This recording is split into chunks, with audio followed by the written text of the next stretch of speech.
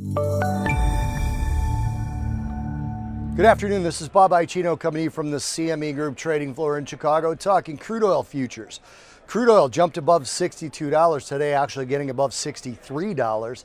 That's the highest level in about 25 months. I mentioned $62 because $62.10 was kind of a critical level. This is the highest level not only in trade that we've been at since December 9th of 2015, but it's the highest close, and it's the only close we've gotten above $62 since that late December period, or early December period in 2015. If you remember, that was on the way down. So the technical significance to this is that the coast is clear kind of for a run up to $70 for WTI if fundamental factors want to push it there. We don't have a ton of really strong resistance between here and say 68.50. So getting above 62 and closing above 62 was the critical thing, and here we are up over 2% on the day and above $63 on the high side of the crude trade for today.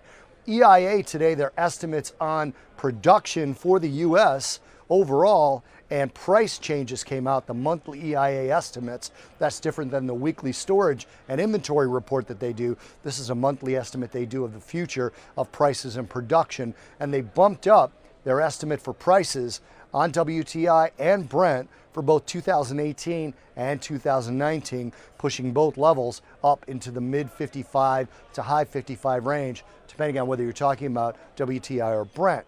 And that obviously is supportive for the future price today, because for it to average that with the assumed increase in production that we're going to continue to get out of U.S. producers, probably getting over 10 million barrels a day at some point mid this year, that obviously pushes the short-term price higher if you're going to average $55. Now there's also this idea that production is being overstated by the EIA, U.S. production specifically.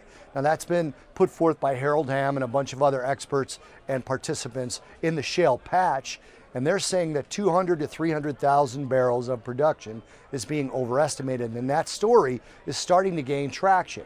And if that's the case, with the decrease in storage and inventories we've seen, the increase in demand, and the strong global economy, prices should be higher, not only than where they've been, but probably where they are today. Again, that story is gaining traction, helping to put a floor on crude oil prices, at least in the short term.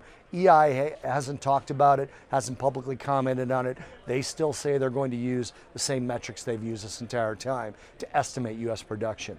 But anyway, crude oil above $62, getting above 63 on the high side of prices. This is Bob Iaccino talking crude oil futures from the CME Group trading floor in Chicago.